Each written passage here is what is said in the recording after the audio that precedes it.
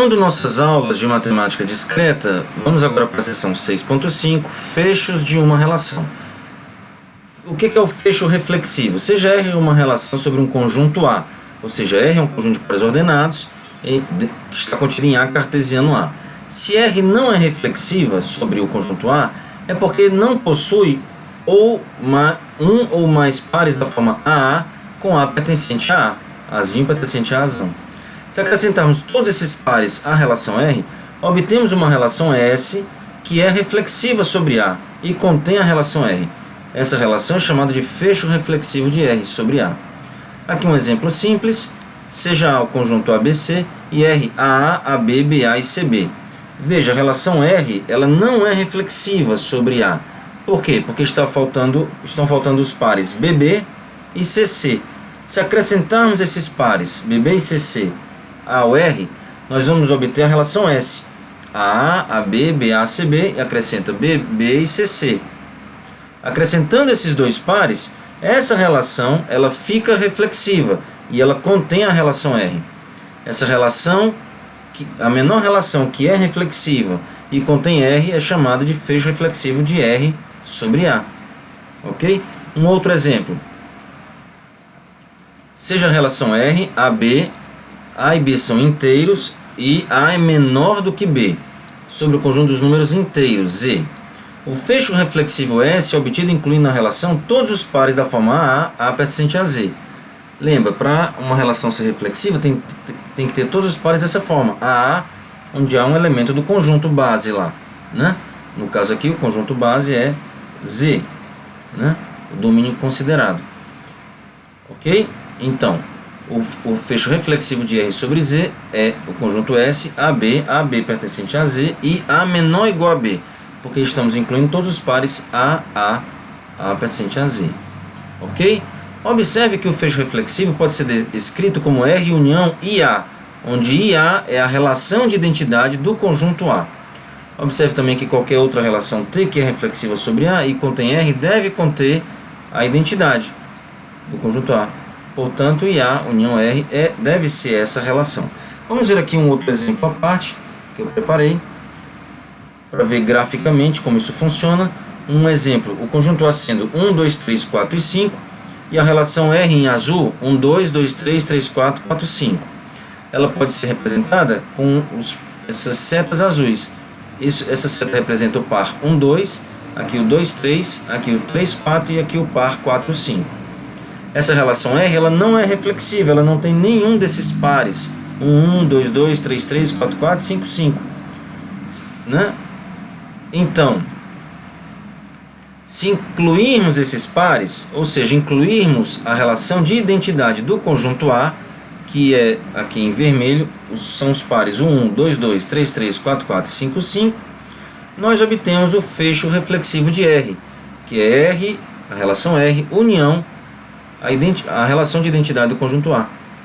Se incluirmos os azuis e os vermelhos juntos, isso é o fecho reflexivo do R. Ok? Perfeito. Voltando, vamos ver agora o que é o fecho simétrico de uma relação. De maneira análoga, se R é uma relação qualquer, obtemos seu fecho simétrico acrescentando à relação R todos os pares necessários para torná-la uma relação simétrica.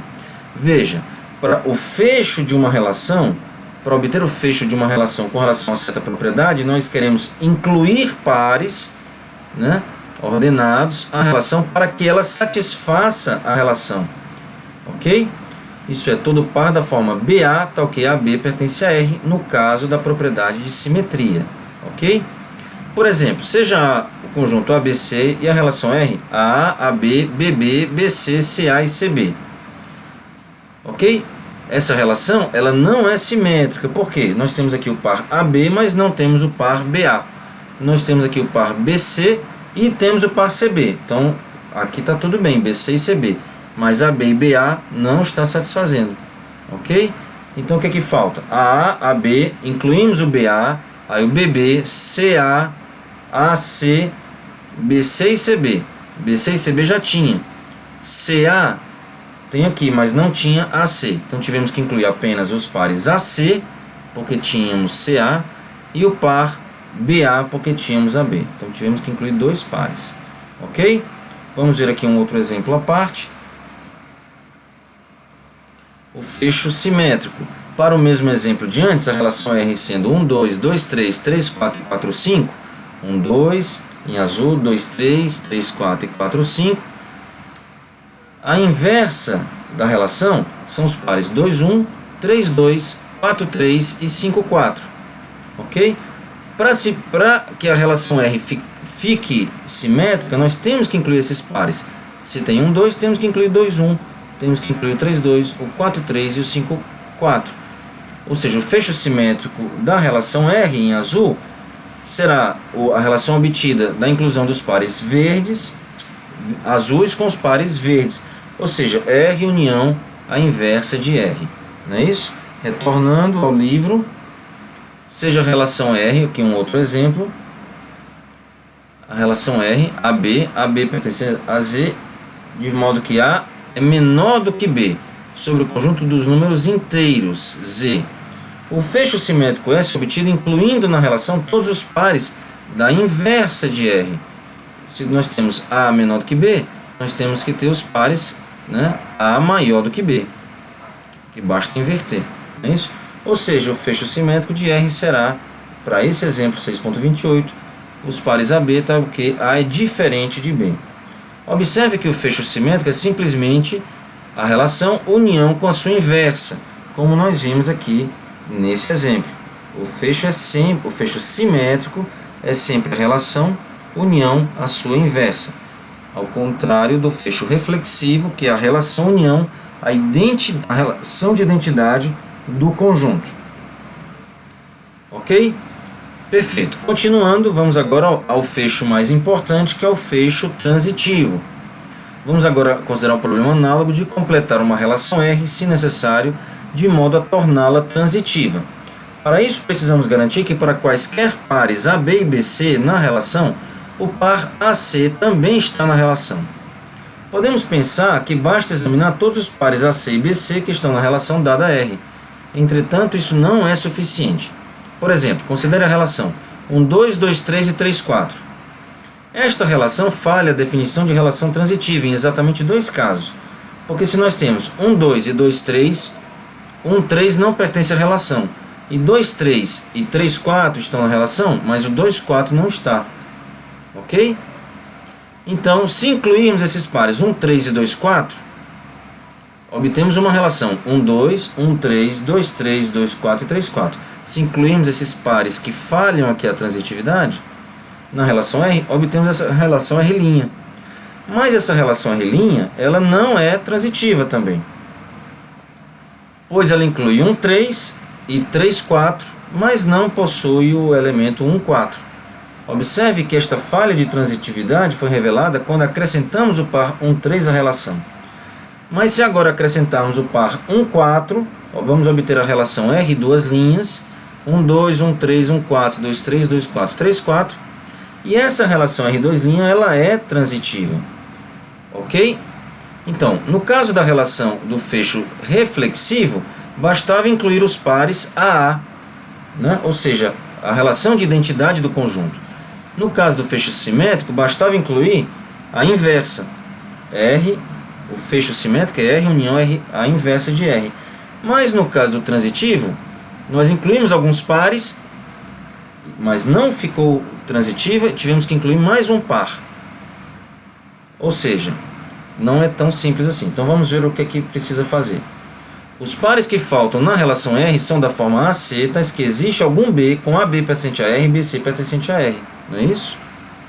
Ou seja, são os pares de R, bola R. R composta com R, que é o R2. Portanto, ao acrescentarmos os pares de R2, estamos construindo a relação R', que é R união R2. Pela mesma razão, os pares que ainda faltam em R' estão na relação R', bola R', que é igual a R união R2, 2. Que pelo exercício 6.14, que nós já vimos, é a relação R2 união R3 união R4. Portanto, acrescentando esses pares, obtemos a relação R duas linhas, R união R2, união R3, união R4. No próximo passo, obtemos R união R2 até R8, e assim por diante. seja, temos que ficar aplicando várias vezes a composta. Por estas considerações, o fecho transitivo de R, denotado por R asterisco, ok? Nós representamos o fecho transitivo de R por R asterisco. É definido como sendo a união de todas as potências de R, isto é, R asterisco é R, união R2, união R3, união R4, união todas as potências possíveis, ok? Escrevendo em fórmula, né, parecida com de somatórios, o R asterisco é a união iterada de K igual a 1 até infinito da késima potência de R, RK. Ou seja, um par AB está em R asterisco se somente se existe um inteiro K maior ou igual a 1, tal que AB pertence a RK. Ok? Então vamos ver aqui um exemplo antes de continuar, que é muito interessante. O fecho transitivo. Por exemplo, nós temos o conjunto A igual a 1, 2, 3, 4, 5 e a relação R em azul com os pares 1, 2, 2, 3, 3, 4 e 4, 5, seguindo os mesmos exemplos anteriores, do fecho reflexivo, simétrico e agora o transitivo, 1, 2, 2, 3, 3, 4 também. Ok? Quem é a relação R2? R composta com R. São os pares 1, 3, 2, 4 e 3, 5. Por quê? 1, 2 com 2, 3, temos 1, 3. 2, 3 com 3, 4, nós temos 2, 4 no R2 em vermelho. 3, 4 com 4, 5 em azul, nós temos 3, 5 em vermelho, que é o R2 em vermelho. A relação R3 quem é? R composta com R2, que será R azul com R2 em vermelho, R3 em verde.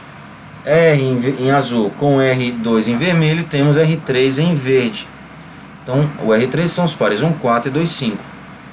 E quem é a relação R4? 1, 2 com 2, 5 em verde, temos o amarelo 1, 5. O R4 é apenas o par 1, 5. Fazendo a união de R, R2, R3 R4, nós temos a relação R asterisco, para esse caso que é finito, que será a união de todos esses pares, os azuis, os vermelhos, os verdes e os amarelos. Esse é o fecho transitivo da relação R, ok? Então, retornando ao livro, se R é uma relação sobre um conjunto finito A, a união eventualmente deixa de crescer após um número finito de termos, que foi o que aconteceu nesse exemplo, parou de crescer no R4, não é isso? Um número finito de termos, pois os pares que podem ser acrescentados pertencem ao conjunto A cartesiano A, que é finito. Pode-se mostrar que se A tem N elementos, o processo termina com o termo Rn no máximo. Nesse caso, a relação R asterisco, assim obtida, é uma relação transitiva por construção. Ok? E por enquanto é isso.